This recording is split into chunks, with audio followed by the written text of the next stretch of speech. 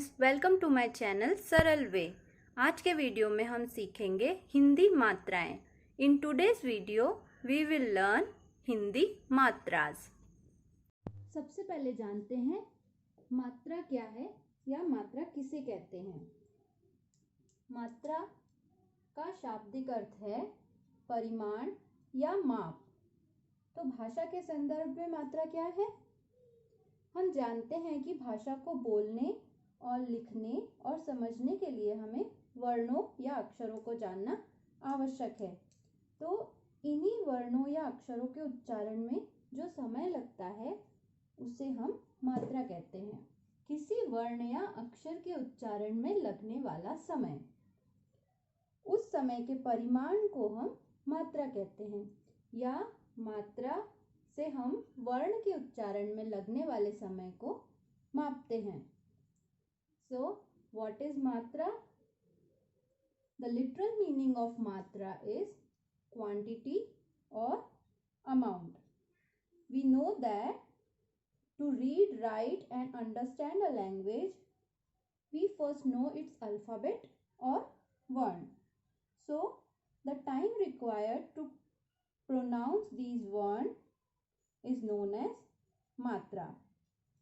Time required to pronounce a word or अक्षर is known as मात्रा। दोस्तों, हम जानते हैं कि वर्ण दो प्रकार के होते हैं, स्वर्ण और व्यंजन। हिंदी भाषा को सटीक रूप से पढ़ने और लिखने के लिए हमें मात्राओं का ज्ञान होना आवश्यक है।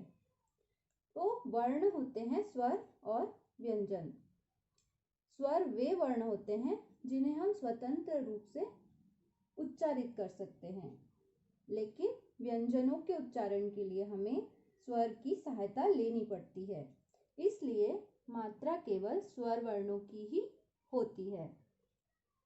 We know that swar are these words which we can pronounce independently, but to pronounce व्यंजन we need स्वर। उदाहरण के लिए अगर हमें क कहना है तो क में अ को जोड़ेंगे तो बनेगा व्यंजन क। ये जो हलंत है ये बताता है कि ये स्वर रहित व्यंजन है। इसके उच्चारण के लिए हमें अ की आवश्यकता होती है। जैसे यहाँ क में हमने जोड़ा आ तो हुआ का। For example, a swarless or vowelless ka, we need to add a swar a, then it becomes व्यंजन क। To pronounce ka, we need to add a, which is a swar. So matras are only from swar वर्ण। मात्रा से हमें क्या पता चलता है? मात्रा के द्वारा हम समझ सकते हैं कि किसी व्यंजन में कौन सा स्वर जुड़ा हुआ है। With the help of matra, we can understand that which swar word has been added to व्यंजन। अब जानते हैं मात्रा कितने प्रकार की होती है। हिंदी भाषा में मात्रा दो प्रकार की होती है, लघु और दीर्घ, या बोलचाल की भाषा में इन्हें छोटी मात्रा और बड़ी मात्रा भी कहते हैं। मात्रा को उच्चारित करने में लगने वाले समय के आधार पर इन्हें लघु और दीर्घ में बांटा गया है। In Hindi there are two types of matra. Laghu means small and dirgha means big. The amount of time required to pronounce these matra are the basis of this categorization. Matra which take small amount are laghu matra and the matra which required more amount of time to pronounce are दीर्घ मात्रा। दोस्तों, हम जानते हैं हिंदी भाषा में लिखित रूप से 13 स्वर होते हैं, 11 स्वर, एक अनुस्वार और एक विसर्ग। इन स्वरों को दो भागों में बांटा गया है, ह्रस्व स्वर और दीर्घ स्वर। ह्रस्व स्वर हैं अ, ई, उ, री। इनके उच्चारण में कम समय लगता है, तो इनकी जो मात्राएं हैं वो होती हैं लघु या छोटी मात्रा। और दीर्घ स्वर हैं आ, ई, उ, ए, ऐ, ओ, औ। तो इन स्वरों की जो मात्राएं हैं वो होती हैं दीर्घ या बड़ी मात्रा। We know that there are 13 स्वर, 11 स्वर, 1 अनुस्वार and 1 विसर्ग, which are further categorized as ह्रस्व स्वर and दीर्घ स्वर. ह्रस्व स्वर are a, e, u, ri. These swer takes small amount of time to pronounce. So the matra of a, e, u, ri are लघु मात्रा or small matra, and the matras of a, e, u, a, I, o, au are दीर्घ मात्रा और big मात्रा। आइए अब जानते हैं प्रत्येक स्वर के लिए मात्रा चिन्ह क्या है। पहला स्वर है अ। दोस्तों अ के लिए कोई मात्रा नहीं होती है। किसी भी व्यंजन को स्वतंत्र रूप से बोलने के लिए उसमें अ जोड़ना ही पड़ता है। हमारा दूसरा स्वर है आ। आ की मात्रा कैसे लिखते हैं? एक सीधी रेखा। अगला स्वर है ई, छोटी ई। छोटी ई की मात्रा लिखने के लिए एक सीधी रेखा और लाइन के ऊपर एक गोल रकार। फिर आती है बड़ी ई। बड़ी ई इसका बिल्कुल उल्टा है। शब्द के वर्ण के दाहिनी ओर सीधी रेखा और ऊपर इस तरह गोल।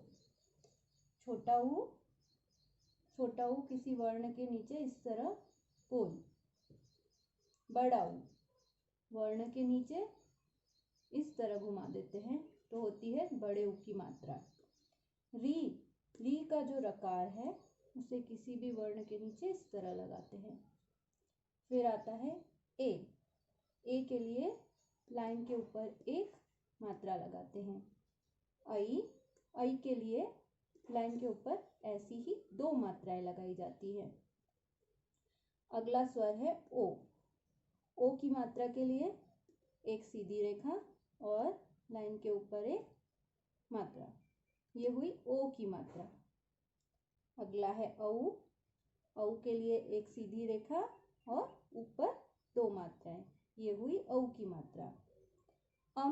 अनुस्वार के लिए किसी भी वर्ण या शब्द के ऊपर ये बिंदु होता है, इसे कहते हैं अम।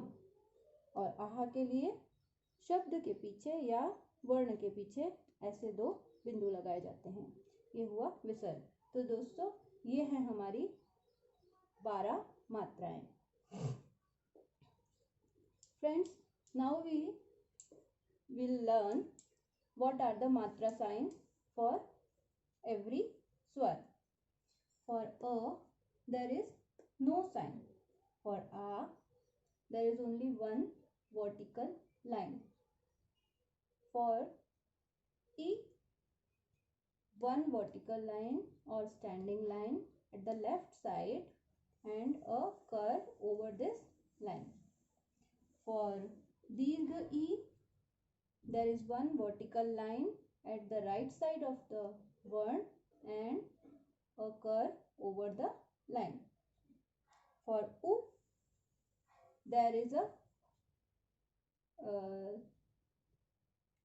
this kind of sign below the word, and for dirgha u,